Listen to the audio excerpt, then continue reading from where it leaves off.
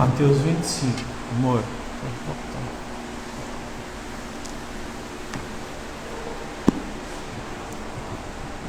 Mateus 25, a partir do verso 1. Nós vamos ler, está escrito assim: O reino do céu será, pois, semelhante a 10 virgens que pegaram suas candeias e saíram para encontrar-se com o noivo. 5 delas eram insensatas e 5 eram prudentes. As insensatas pegaram as suas candeias, mas não levaram óleo. As prudentes, porém, levaram óleo em vasilha junto com as suas candeias. O noivo demorou a chegar e todas ficaram com sono e adormeceram. À meia-noite ouviu-se um grito: o noivo se aproxima, saiam para encontrá-lo. Então todas as virgens acordaram e prepararam suas candeias. As insensatas disseram aos prudentes: dai-nos um pouco de óleo, pois as nossas candeias estão se apagando. Elas responderam: não, pois pode ser que não haja suficiente para nós e para vocês. Vão comprar óleo para vocês. E saindo elas para comprar o óleo, chegou o noivo. As virgens que estavam preparadas entraram com ele para o banquete nupcial e a porta foi fechada. Mais tarde vieram também as outras e disseram: Senhor, Senhor, abra a porta para nós. Mas ele respondeu: a verdade é que não as conheço. Portanto, vigiem, porque vocês não sabem o dia e nem a hora. Amém? Vamos fazer uma oração então.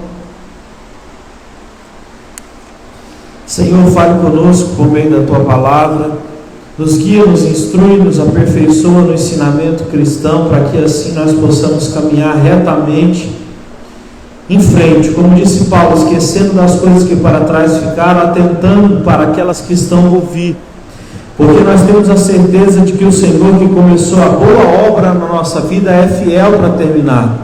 Sabemos, ó Deus, que o alvo máximo da nossa vida é que o Senhor seja glorificado por meio de nós e que nós possamos herdar o reino dos céus, e que a Sua palavra hoje possa nos instruir, nos abençoar. É o que nós te pedimos em nome de Jesus. Amém. Graças a Deus. Amém. Pessoal, o capítulo 24, que nós já falamos sobre ele fala então sobre o sermão escatológico, ou o sermão do final dos tempos. Foi uma pregação que Jesus fez só para os discípulos, e ele falou ali uma série de sinais que ocorreriam, que aconteceriam, antes da volta de Cristo, antes de Jesus voltar pela segunda vez. Aí depois, no final do capítulo 24, ele vai alertar que ele não iria contar para os discípulos e nem para as pessoas qual seria o dia e a hora da volta dele, que ele ia voltar pela segunda vez. Jesus só vai voltar mais uma vez, em definitivo, para consumar todas as coisas. Aqui no capítulo 25, então, nós temos uma parábola, Mas, na verdade, no capítulo 25, o Senhor vai usar duas parábolas. A primeira parábola das 10 virgens, que é a que nós vamos falar agora, e a segunda parábola dos talentos, E aqui a gente começa a entender, então, o porquê Jesus não quis falar a hora que ele vai voltar, Então, aqui no capítulo 25, ele mostra o porquê. Porque o nosso Deus, ele não faz nada sem propósito. Como diz em Isaías 45, lá no versículo 8 ou 9, se eu não me engano, a Bíblia diz que Deus cria todas as coisas com um propósito. Até a terra foi criada com um propósito, Então a terra não foi criada para ficar vazia, o Senhor criou com um propósito. Deus tem um propósito em tudo que Ele faz, Então aqui nós estamos diante de um texto que vai nos explicar o porquê Jesus não quis dizer quando é que Ele voltaria. A primeira coisa que eu preciso te dizer é que até hoje existe esse mito, de que as pessoas, elas querem viver a vida do jeito delas, e quando elas estiverem morrendo, elas se arrependem e vão para o céu, Tem muita gente que tem isso na cabeça. Tem gente que não fala, mas até pensa isso no subconsciente. Vive uma vida desregrada, fora de Cristo Jesus, mas tem aquele pensamento assim: não, quando eu estiver morrendo, quando eu estiver velho, se alguma doença vir sobre mim, eu vou lá e me arrependo. Só que a questão é que esse tipo de pensamento, ele já é um pecado que vai endurecendo o coração. Quem pensa dessa forma, quando eu for envelhecendo, se eu ficar doente, eu peço perdão, essa pessoa já está pecando, e quanto mais nós pecamos, mais o nosso coração endurece, e menos temor de Deus a gente tem. Dessa forma, então, a gente não consegue, no final das contas, se arrepender, justamente porque nós tentamos enganar a Deus, e a Bíblia diz em Gálatas capítulo 6, no verso 7, que de Deus ninguém se zomba, de Deus ninguém escarnece, Deus não perde uma batalha para ninguém, Deus não se deixa iludir dessa forma por ninguém. Então a primeira coisa que a gente precisa perceber nós não sabemos o dia, e é justamente por não saber o dia que nós precisamos o quê? Andar em vigilância. Então essa é a palavra do capítulo 25 aqui, da parábola das 10 virgens. Vigilância. Eu não sei quando a minha vida pode acabar, eu não sei quando as coisas vão acontecer, eu não sei como elas vão acontecer, eu só sei que Deus sabe o dia e a hora de tudo, e eu quero andar com Ele, para que no dia que chegar o final, seja o meu final, ou o final dos tempos, se eu estiver vivo, eu possa estar com Cristo, o nosso Senhor. Então, o capítulo 25 vai nos aconselhar a não pecar. Por quê? Porque o pecado, de fato, mostra que nós ainda não conhecemos a Deus. O texto vai usar o símbolo de 10 mulheres virgens, e diz que 5 eram prudentes e 5 eram insensatas, elas eram nécias, insensatas. Essas mulheres insensatas aqui, chamadas de virgens, nem cristãs, vamos dizer assim, elas eram, porque aqui Jesus está usando uma parábola, então ele está falando por parábola. Então, nem cristãs elas eram. Essas 10 mulheres, elas representam o quê? Os cristãos ao redor do mundo inteiro, representa a verdadeira igreja de Deus na face da terra. Em toda igreja tem joio e tem trigo, em toda igreja tem cristão e tem não cristão, Então nós estamos diante de 10 mulheres, onde 5 eram cristãs, prudentes, e 5 eram nécias. Aqui a gente lê, tem uma hora que a gente lê aqui, que a gente até, se a gente não estudar e não tomar cuidado, a gente até confunde, porque diz o texto que quando elas dormiram, elas estavam com lamparinas. Como é que se acendia lamparina naquela época? Com azeite, usava-se o azeite para acender a lamparina. Então, quando elas acordaram, porque Jesus estava chegando, o noivo estava chegando, que é uma metáfora para dizer Jesus está voltando pela segunda vez, 5 delas não tinham azeite mais. Aí elas viraram para que estavam do lado e disseram: dá um pouco de azeite. Elas disseram assim: não podemos dar, porque nós só temos o quê? O suficiente para nós. Se a gente não estuda o texto, a gente vai dizer: está errado, houve egoísmo. Não é. Tem coisas espirituais que a gente não pode passar para ninguém. O fato de você, por exemplo, ter uma mãe, um pai, um irmão, um tio, uma tia, uma igreja que seja espiritual, isso não te garante nada. A Bíblia vai falar sobre isso, sobre a individualidade da espiritualidade, a individualidade da salvação. Então não tem nada a ver o fato de eu andar com alguém que seja de Deus e essa pessoa poder no último minuto me emprestar um pouco de azeite, porque isso não é possível. O que é o azeite, pastor? O azeite é um símbolo do Espírito Santo. O Espírito Santo tem alguns símbolos na Bíblia, como fogo, como o óleo aqui mesmo, como a pomba que desce sobre Jesus, e como o vento também. Então esse óleo aqui é a representação da graça de Deus, e essa graça de Deus, você não pode dar ela para outra pessoa, nem se você quisesse. Ainda que você dissesse assim: não, eu sou mais bonzinho que Jesus, e eu quero que todo mundo vá para o céu, não tem como. Porque a verdade é que o texto diz que o quê? E quando o noivo veio, só as que estavam com a luz acesa que encontraram ele, e ele entrou e fechou a porta. E aí então, só para você entender um pouquinho o contexto disso aqui, porque aqui Jesus está usando essa parábola e mostrando como é que funcionavam os casamentos ali no dia de Jesus, O casamento no dia de Jesus funcionava em 3 etapas. É assim: a primeira etapa, o noivo ele tinha que ir na casa da noiva, e ali então assinar um contrato com o pai dela, né? E ali ele pagava o dote, aquela coisa toda e tudo mais, e se fazia então um contrato, certo? O acerto.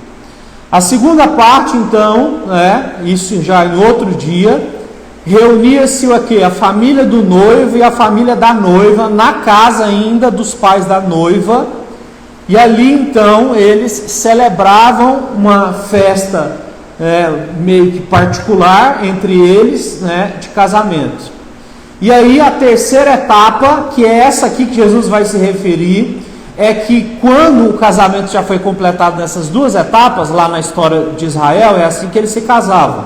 A terceira etapa, o noivo ele vai até a casa da noiva com uma carreata enorme, com amigos, geralmente a cidade inteira junta, né? E ele pega a noiva, geralmente coloca ela em cima do seu cavalo, adorna ela com ouro, coloca sobre ela peças preciosas, e o que acontece? E uma grande festa é feita na cidade até que eles vão para a casa do noivo, e ali o casamento vai se consumar, né, na noite de núpcias, naquela mesma noite.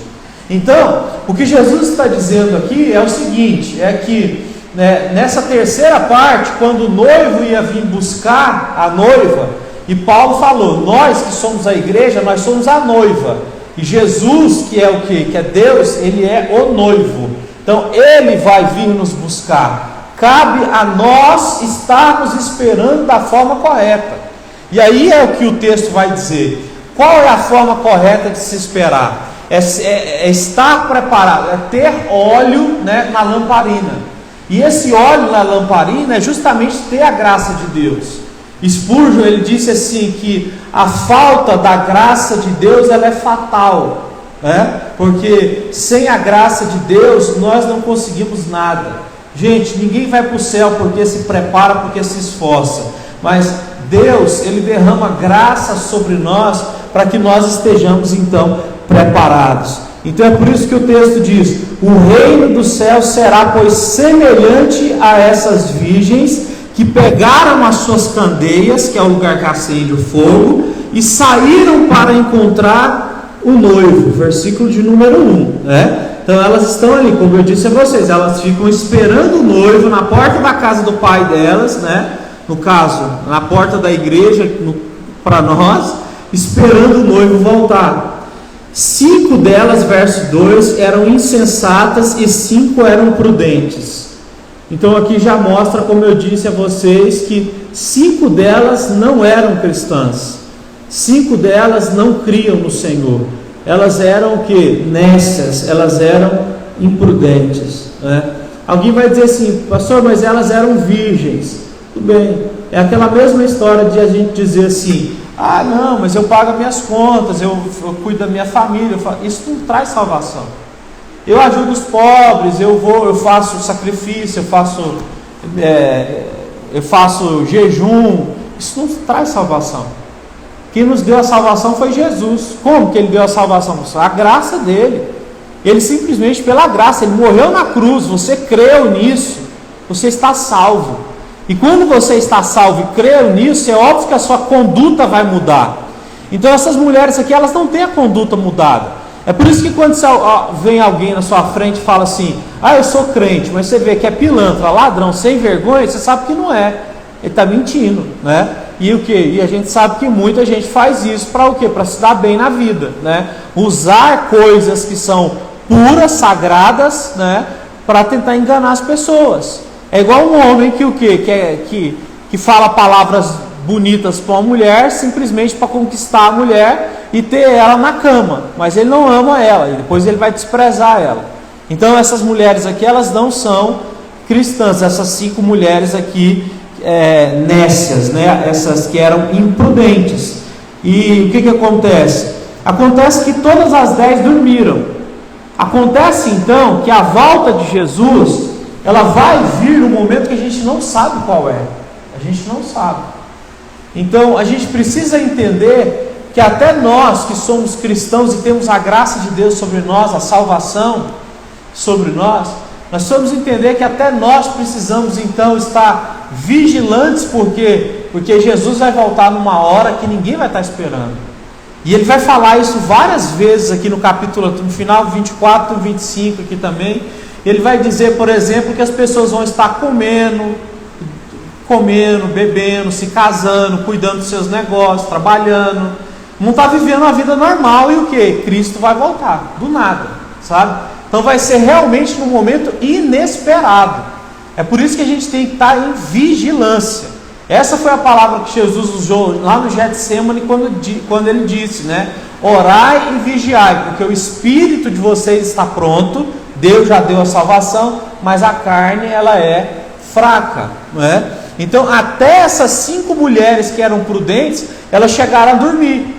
Quando o noivo chegou, que aqui está dizendo no texto, o noivo chegou, elas estavam dormindo.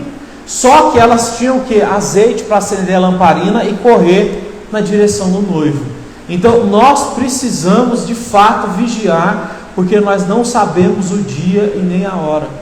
Meus irmãos, igual eu estava vendo esses dias agora, morreu aquele ator que ele era um cristão, né? Ele era até da Igreja Batista dos Estados Unidos, fazia o Pantera Negra lá, que ele lutava contra o câncer, né? Estou pegando esse tema, acho que está falhando. Lutou contra o câncer desde 2016, né? Câncer de cólon, acho. E o que acontece? Ele já relatou em entrevistas que ele orou a Deus pedindo para que Deus desse o papel para ele, a oportunidade para ele fazer o Pantera Negra e tudo mais e tal, né?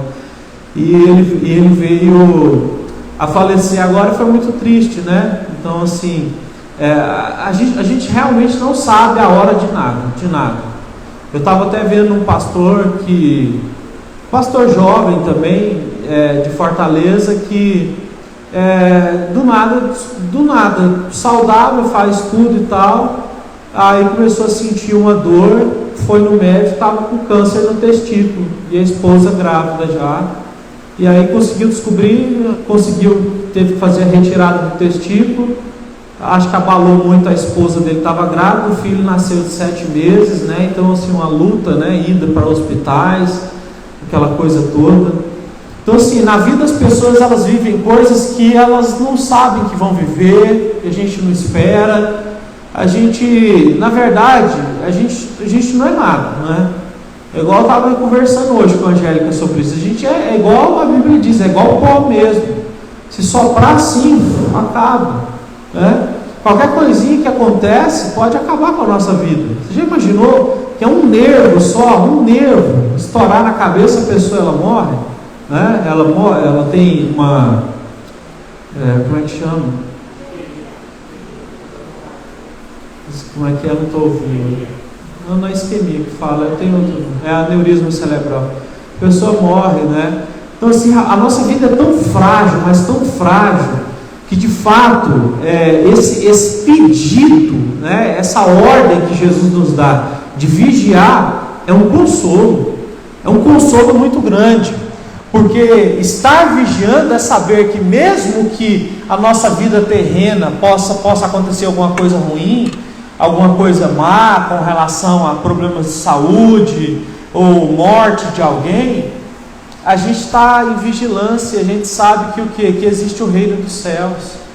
Então assim, Cristo nos chama a vigiar, porque essa vigilância, ela aumenta ainda mais a nossa convicção e o nosso desejo pelo céu, pelas coisas sagradas. Isso é maravilhoso, sabe? Quando a gente deixa de pensar nas coisas do céu, tudo começa a dar medo. A doença começa a dar medo, tudo começa a dar medo, né? Os problemas financeiros começam a dar medo, os problemas com parentes, morte de parentes, a gente começa a ter medo. O mundo gera esse medo todo, porque nós vivemos numa grande incerteza sem Deus. A gente precisa de Deus para ter essa certeza que Ele é o que cuida de nós, né? E Ele é o que nos chama a vigiar, porque na hora certa, na hora dele, né, é que Ele vai voltar para nos buscar. E enquanto Ele não nos buscou ainda, nós estamos vigilantes. E se nós estamos vigilantes, tendo saúde, tendo a graça de Deus, a oportunidade de estar na igreja, de orar, a gente tem que ser muito grato por isso. Muito grato, porque realmente a vida ela é muito passageira, ela acaba muito rápido, né? Então assim, nessa época de pandemia, a gente teve assim, várias notícias de pessoas que faleceram, né? Então assim, a gente não controla nada, né? Como é que pode se controlar as coisas? Há mais ou menos 100 anos atrás houve um terremoto no México que matou quase 200 mil pessoas, num local que não tinha esse terremoto, nunca tinha tido um terremoto que tivesse abalado alguma coisa, assim, matado alguém, há mais ou menos 100 anos atrás, né? Você vê lá também, como eu já citei lá em 2004, né, na região lá da Indonésia, aquele tsunami que matou mais de 200 mil pessoas, era até uma região de turismo, morreu um monte de gente, né? Uma coisa assim assustadora. Então, nós somos chamados a vigiar, porque ainda que aconteça alguma calamidade, nós estamos o quê? Firmes em Cristo, presos em Jesus, segurando nele, e ele nunca vai nos largar, nós vamos estar com ele para sempre. E quando essa vida aqui acabar, nós temos a nossa próxima vida no céu, que é eterna e maravilhosa. Verso de número 6: à meia-noite ouvi o grito, o noivo veio, e o noivo se aproxima, saiam para encontrá-lo. Então todas as virgens acordaram e prepararam as suas candeias. As insensatas disseram às prudentes: dê-nos um pouco do seu óleo, pois as nossas candeias estão se apagando. Aqui que eu falei, parece ser egoísmo, mas não é, gente. A vida espiritual, cada um tem que cuidar da sua enquanto é tempo aqui, ó. Agora nós temos esse tempo de repassar coisas uns para os outros, mas vai chegar o tempo final, quando Jesus voltar, não dá tempo de passar nada para ninguém mais não. Verso 9: elas responderam: não, pois pode ser que não haja o suficiente para nós e para vocês. Vão vocês comprar mais óleo. E saindo elas, as imprudentes, para comprar óleo, chegou o noivo. Aí Jesus chegou, tá vendo? Ele chegou na hora que elas estavam despreparadas. É isso que vai acontecer com um monte de gente. Jesus falou que aconteceu na época de Noé. Noé pregou: vai chover, vai chover, vai chover. O Senhor vai destruir o mundo através de um dilúvio. Ele pregou para todo mundo. Todo mundo continuou vivendo normalmente, né? Pecando, fazendo coisa errada. Viveu lá e desprezou Noé. O fato é que houve o dilúvio, né? E na arca só salvou Noé e a sua família e os animais ali que foram até ele. Então assim, nós não sabemos a hora, né? Nós precisamos estar vigiando. Então essas 5 mulheres elas foram comprar o azeite na hora que Jesus já voltou. Quando Jesus voltar, meu amigo, não dá tempo de fazer mais nada não. É igual eu estou falando, a pessoa vai dizer: ah não, na hora que eu morrer eu me arrependo. Quando você vê, não dá nem tempo. Né? E igual eu falei, ainda que der tempo, se você alimentar esse pensamento no seu coração se endurecerá tanto, que ainda que você fique doente, acamado por muito tempo, você não consegue se arrepender. Você não consegue o que? De fato voltar para Jesus. Então, nós estamos no momento certo, diante da graça certa, diante da palavra certa. Essa graça tem caído sobre nós. Deus, Ele é maravilhoso. Então, verso 10: e saindo elas para comprar o óleo, chegou o noivo. As virgens que estavam preparadas entraram com ele para o banquete nupcial. É isso que vai acontecer. Vai haver um banquete de núpcias, né? Vai haver um banquete celestial. Depois que Jesus voltar, nós vamos subir para os céus e nós vamos participar de um grande banquete com Deus e com nosso Senhor Jesus Cristo. É isso que a Bíblia fala nesse texto e mais em outros textos também. Aqui ele está usando a figura da noiva, é claro, né? E o texto diz que nesse banquete nupcial a porta ela foi fechada. Então, quando o Senhor Jesus vem e leva para os céus que são seus, a porta se fecha. Não tem como mudar. Não tem como alguém que está lá embaixo ir para cima e nem quem está em cima ir para baixo, não é? Não tem como alguém, né, se arrepender depois que Jesus voltar. Então esse é o momento de nós vivermos essa vida de arrependimento e de vigilância, para que Deus seja glorificado em nós. Para a gente encerrar então, mais tarde, verso 11, mais tarde vieram também as outras e disseram: Senhor, Senhor, abre a porta para nós. Olha aí, as 5 que eram nécias pediram para abrir a porta. Mas o Senhor respondeu: a verdade é que eu não é alguma coisa na Bíblia. A verdade é que eu não as conheço. Essa palavra Jesus usou outra vez.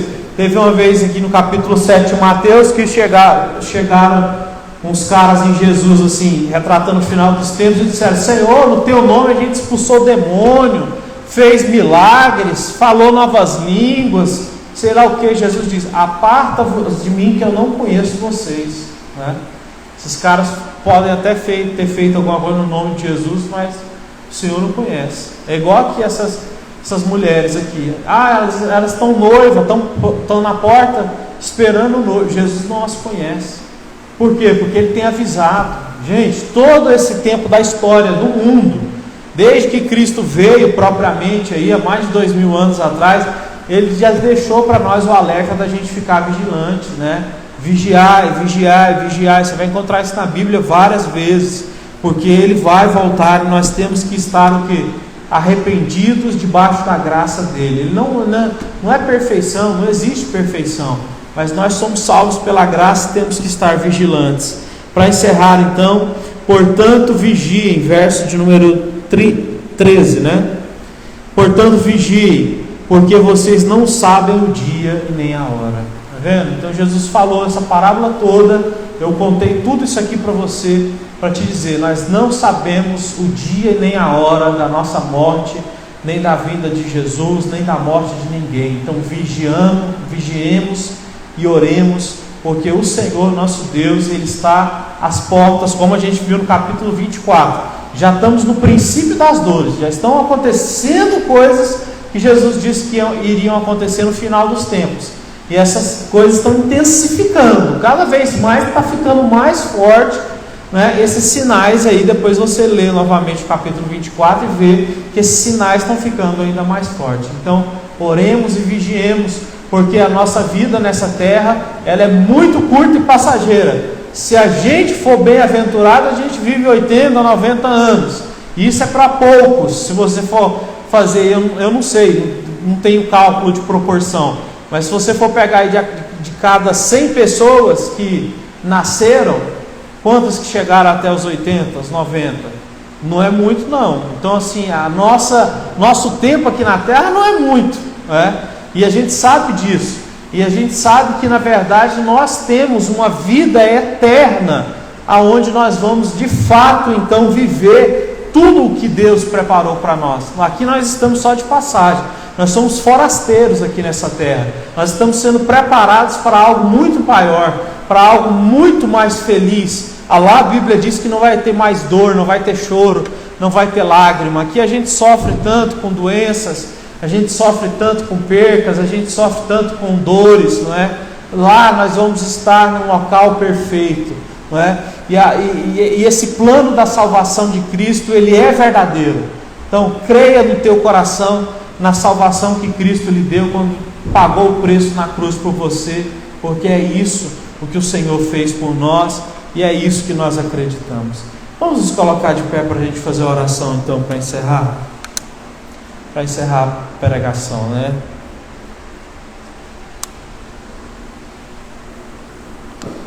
Senhor nosso Deus e Pai, em nome de Jesus Cristo, nós te agradecemos pela oportunidade